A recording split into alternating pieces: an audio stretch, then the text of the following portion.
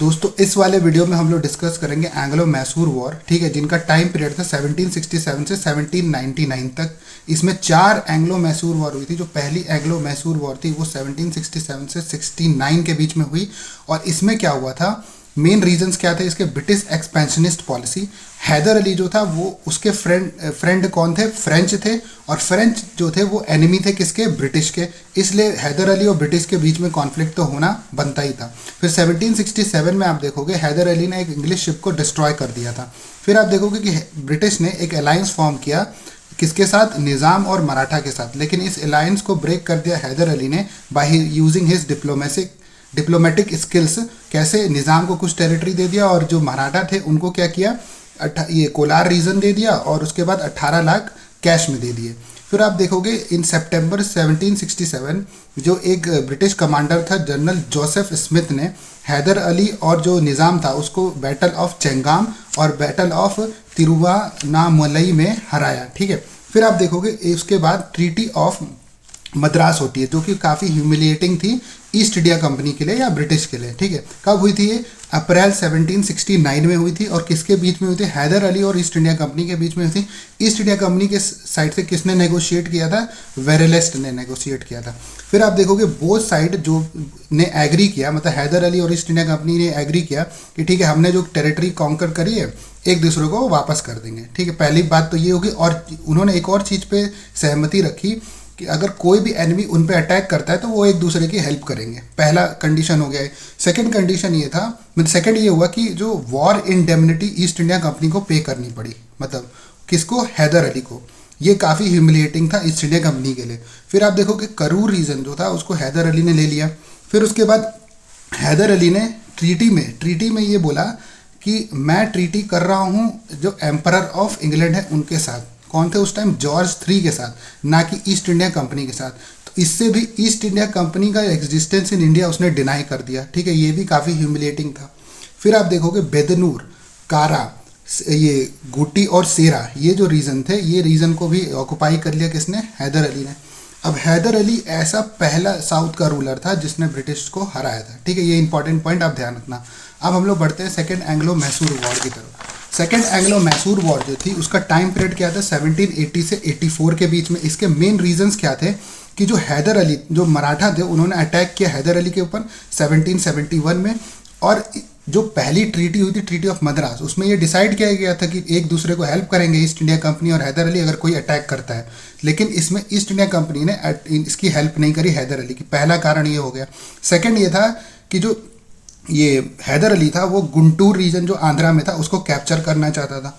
फिर उसके बाद 1773 में क्या हुआ कि जो ब्रिटिश थे उन्होंने फ्रेंच की एक सेटलमेंट थी जो माहे कॉलोनी थी उस पर अटैक कर दिया और उसको मतलब कैप्चर कर लिया, कंट्रोल कर लिया इसकी। और जो माहे था वो आपको पता है मालाबार कोस्ट की साइड पड़ता है और वहाँ पे क्या है कि मैसूर का बॉर्डर था उस टाइम, ठीक है, बॉर्डर के पास। और मैसूर उस टाइम किसके अंडर में आता था, हैदर अली।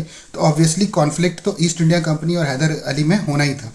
फिर आप देखोगे 1780 में हैदर अली ने एक अलायंस बनाया, जो अलायंस किसके साथ बनाया, निज़ाम और मराठा के साथ। लेकिन फिर वही चीज़ जैसा पहले वाले में हैदर अली ने ब्रेक किया था, इस वाले में ईस्ट इंडिया कंपनी ने इस अलायंस को ब्रेक कर दिया और उनको मतलब जैसे कि कुछ लिक्विडेटिव चीज़ें देने के नाते अपने साइड कर लिया। फिर आप देखोगे बैटल ऑफ काजीवरम हुआ था। इसमें क्या होता है, हैदर अली डिफीट किया किसको, कर्नल बेले को, और कैप्चर कर लिया था आर्कोट रीजन जो कार्नेटिक में पड़ता था। फिर आप देखोगे सितंबर 1780 में बैटल ऑफ पॉलीलूर हुआ था। इसमें मैसूरियन रॉकेट्स और मैसूरियन आर्टलरी जो थी, रॉकेट आर्टलरी, उसको यूज़ किया गया था। और इसमें किसने डिफीट किया था, किसको, टीपू ने डिफीट किया था कर्नल बेरले को, जिसमें जो पहले हैदर अली ने जिसको डिफीट किया था। फिर आप देखोगे 1781 में एक इम्पॉर्टेंट जो ऑफिसर थे ब्रिटिश ईस्ट इंडिया कंपनी के, कौन थे, आयरकूट। उसने सक्सेसिव बैटल में डिफीट किया था हैदर अली को। कौन सी बैटल में, पोर्टोनोवा और सिलिंगूर। पोर्टोनोवा कहाँ पे पड़ता है, ये आपको पड़ता है तमिलनाडु में पड़ता है, जिसका प्रेजेंट नाम क्या है, पेरेंगपेटई, ठीक है। 1782 में फिर उसके बाद हैदर अली ने एक कर्नल ब्रैथवेट को कैप्टिव रख लिया था अपने पास। फिर उसके बाद दिसंबर 1782 में क्या हुआ कि हैदर अली जो था वो इंजर्ड, मतलब इंजरीज हो गई थी उसको बैटल ऑफ पोर्टोनोवो की वजह से, और उसकी वजह से उसकी डेथ हो गई थी इस बैटल के दौरान ही, मतलब सेकंड एंग्लो मैसूर वॉर के दौरान। फिर टीपू ने टेक ओवर कर लिया। टीपू कौन था, उसका लड़का था, उसने टेक ओवर कर लिया। और उसके बाद उसने कैप्टिव रख लिया था ब्रिगेडियर मैथ्यूज को। उसके बाद ट्रीटी ऑफ मैंगलोर होती है, मार्च 1784 में होता है। इसमें क्या हुआ, किसके बीच में होता है, टीपू और ईस्ट इंडिया कंपनी के बीच में हुआ। लेकिन ईस्ट इंडिया कंपनी की साइड से किसने नेगोशिएट किया था, इसको नेगोशिएट किया था मैककार्टनी ने। मैककार्टनी कौन था, गवर्नर ऑफ मद्रास था उस टाइम, ठीक है। फिर आप देखोगे बोथ साइडें ये एग्री किया कि ठीक है हम अपनी टेरिटरी जो भी कैप्चर करें एक दूसरे को वापस करेंगे। फिर आता है थर्ड एंग्लो मैसूर वॉर। जो थर्ड एंग्लो मैसूर वॉर था, इसका टाइम पीरियड था 1790 से 92 के बीच में। इसके मेन रीजंस क्या थे कि जो टीपू था उसको एक्यूज किया कि ईस्ट इंडिया कंपनी ने कि ये जो है कॉन्स्पायर कर रहा है against us by with the help of the French, ठीक है। पहला रीजन हो गया। फिर सेकेंड रीजन ये था कि जो निज़ाम था, टीपू ने अटैक कर दिया निज़ाम पे और जो गुंटूर रीजन था उसको सीज कर लिया। और तीसरा वेरी इंपॉर्टेंट रीजन था, जो सबसे मेन रीजन था, 1789 में टीपू ने ट्रेवनकोर किंगडम पे अटैक कर दिया। और वो जो थे ट्रेवनकोर उस टाइम ब्रिटिश एलाई था, मतलब ब्रिटिश एलाई मतलब ब्रिटिश के दोस्त था। इसकी वजह से क्या हुआ, कॉन्फ्लिक्ट तो होना ही था। फिर उसके बाद देखोगे टीपू जो था वो क्या चाहता था कि जो डच फोर्ट हैं कन्नूर और आई कोटा कन्नूर और आई कोटा के जो डच फोर्ट थे वो उसको खरीदना चाहता था, ठीक है। चाहता था कि मेरे अंडर में आ जाए। लेकिन क्या हुआ कि जो ट्रेवनकोर का राजा था उसने इसको खरीद लिया और वो मालाबार कोस्ट में पड़ता था, ठीक है। ट्रेवनकोर के राजा ने खरीद लिया तो इसकी वजह से क्या हुआ, इन दोनों में दुश्मनी हो गई। फिर 1790 में क्या हुआ, जनरल मेडाओ जो था उसने अटैक किया किस पे, मैसूर पे, लेकिन वो अनसक्सेसफुल रहा। फिर दिसंबर 1719 में कॉर्नवालिस उस टाइम जो गवर्नर जनरल ऑफ बंगाल था उसने सारी चीज़ें जितने भी मिलिट्री ऑपरेशन से वो अपने अंडर में ले लिए और उसके बाद उसने अटैक किया मैसूर पे और वो सक्सेसफुल रहा। फिर उसके बाद साइन होती है ट्रीटी ऑफ श्रीरंगपट्टनम। कब साइन होती है, मार्च 1792 में साइन होती है। और इसमें क्या हुआ, जो टीपू की जो आधी किंगडम की जो आधी पार्ट था वो किसको देना पड़ा, ब्रिटिश और उसके एलाई। अब एलाई में कौन थे, मराठा और निज़ाम। देखो ब्रिटिश को क्या मिला, 12 महल डिस्ट्रिक्ट, डिंडीगुल और मालाबार के कुछ रीजन मिल गए। मराठा को क्या मिला, जो रीजन था तुंगभद्रा से जो ऊपर रिवर के ऊपर का जो रीजन था वो मिला मराठा को। फिर आप देखोगे निज़ाम को क्या मिला, जो पेन्नार रिवर और जो कृष्णा रिवर के बीच का जो क्षेत्र था वो किसको मिला, मराठा को मिला। फिर उसके बाद वॉर इंडेमनिटी 3 करोड़ टीपू को पे करनी थी, लेकिन जब तक वो ये इंडेमनिटी नहीं देता तब तक क्या हुआ कि ब्रिटिश ने बोला कि हम तुम्हारे जो है 2 सन्स को कैप्टिव रखेंगे, ठीक है। तो 2 सन्स कौन थे, उनके नाम क्या थे, उनका नाम था अब्दुल खालिक और मुजीबुद्दीन। इन दोनों को कैप्टिव रखा था ईस्ट इंडिया कंपनी ने अपने पास जब तक टीपू जो है 3 करोड़ वॉर इंडेमनिटी नहीं दे देता।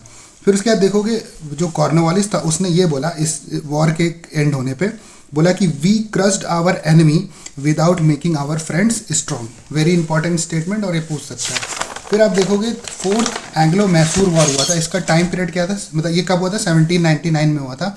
अब इसमें क्यों, रीज़न क्या था कि टीपू जो था उस टाइम सपोर्ट मतलब गेन वो ट्राई कर रहा था कि मेरे को सपोर्ट मिल जाए नेपोलियन का। अब नेपोलियन क्या था, वो तो ब्रिटिश का बहुत बड़ा एनिमी था यूरोप में, ठीक है। और नेपोलियन को लेटर्स भी लिख रहा था। फिर उसके बाद क्या हुआ, इसने टीपू ने पब्लिकली 99 फ्रेंच सोल्जर्स को ऑनर किया था अपने किंगडम में, ठीक है। फिर उसके बाद आप देखोगे जो कुछ ब्रिटिश जर्नल थे जिनके नाम है आर्थर वेलेस्ली, हैरिस और स्टुअर्ट, इन्होंने क्या किया, टीपू को डिफीट कर दिया, मतलब फिर अटैक करके। अब इसमें इंपॉर्टेंट क्वेश्चन एक चीज़ है कि जो आर्थर वेलेस्ली है, देखो रिचर्ड वेलेस्ली जो था उस time governor general of Bengal था, लेकिन जो आर्थर वेलेस्ली है ये जो था एक ब्रिटिश आर्मी ऑफिसर था। ये क्वेश्चन पूछा हुआ है इसलिए मैं बता रहा हूँ। तो कौन कौन ने अटैक किया, आर्थर वेलेस्ली, हैरिस और स्टुअर्ट ने अटैक करके टीपू को डिफीट कर दिया। और उसके बाद जो ये स्टुअर्ट था, स्टुअर्ट ने डिफीट किया था टीपू को कौन सी बैटल में, बैटल ऑफ सदापीर में, ठीक है। फिर उसके बाद हैरिस ने कौन सी बैटल में डिफीट किया था इसको टीपू को, बैटल ऑफ मलावली में, ठीक है। फिर आप देखोगे जो टीपू था वो लड़ते लड़ते मर गया अपनी कहाँ मरा था, ये कैपिटल श्रीरंगपट्टनम में। कब मरा था, मई 1799 में। उसके बाद थॉमस मुनरो ने ये टीपू को क्या बोला था, रेस्टलेस सोल बोला था, ठीक है।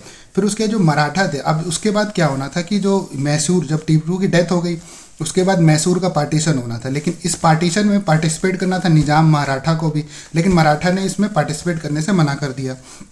निजाम को क्या क्या चीज़ें मिली, गुट्टी का क्षेत्र मिला, फिर उसके बाद गुरम कोंडा का क्षेत्र मिला, फिर उसके बाद चित्तलदूर का क्षेत्र मिला।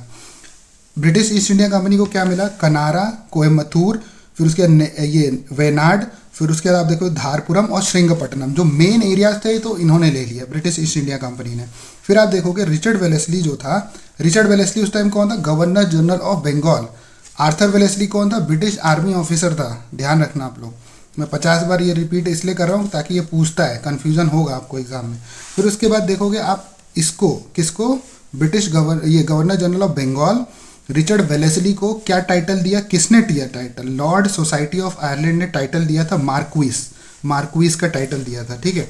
उसके बाद देखोगे जब ये टीपू की डेथ हो गई, फिर उसके बाद मैसूर किंगडम में जो पहले जो डायनेस्टी रूल कर ली थी, जिसको हैदर अली ने ओवरथ्रो किया था, कौन सी थी? वाडेयर डायनेस्टी, उसको दोबारा रिस्टोर कर दिया गया। और गद्दी पे किसको बैठा दिया गया? एक छोटे से बच्चे को, जिसका नाम क्या था? कृष्ण राय, ठीक है, कृष्ण राय को बैठा दिया गया। इसके बाद क्या हुआ? जो टीपू का परिवार था उसको कहाँ कैद कर दिया गया? कैद कर दिया गया वेल्लूर की जेल में कैद कर दिया गया। अच्छा, उसके बाद विलियम बेंटिक था, गवर्नर जनरल ऑफ इंडिया बना था वो, तो उस टाइम में उसने misrule, due to misrule का नाम देके मैसूर को क्या था? अपने अंडर में मिला लिया था। कब मिलाया था? 1831 में। फिर उसके बाद 1881 में लॉर्ड रिपन आए थे, ठीक है, जिनको बोला जाता है father of local self government in India. उन्होंने क्या किया कि मैसूर स्टेट को दोबारा ओल्ड जो वोडियार डायनेस्टी थे उसको लौटा दिया। कब लौटाया? 1881 में। अच्छा, मैसूर जो था वो कब सब्सिडरी अलायंस में शामिल हुआ था? कब उसको इंक्लूड किया गया था? 1799 में। ध्यान रखना आप लोग, ठीक है ना। तो ये हो गए आपके मैसूर वॉर्स हो गए। इसके बाद मैं कौन से बताऊंगा? एंग्लो मराठा वॉर पढ़ेंगे हम लोग। फिर उसके बाद मैं बताऊंगा आपको एंग्लो सिख वॉर, ठीक है, फिर एंग्लो अफगान वॉर। फिर हम लोग ओवरसीज चले जाएंगे। ओवरसीज मतलब जो इंडिया के बाहर, जैसे Anglo Afghan, Anglo Nepalese, Anglo Burmese, ठीक है, धीरे धीरे करके फिर रिवॉल्ट ऑफ 1857 आ जाएगा, फिर इंडियन नेशनलिज्म आ जाएगा, ठीक है, फिर उसके बाद इंडिपेंडेंस भी मिल जाएगा, ठीक है। सो थैंक यू, मिलते हैं अगले वीडियो में।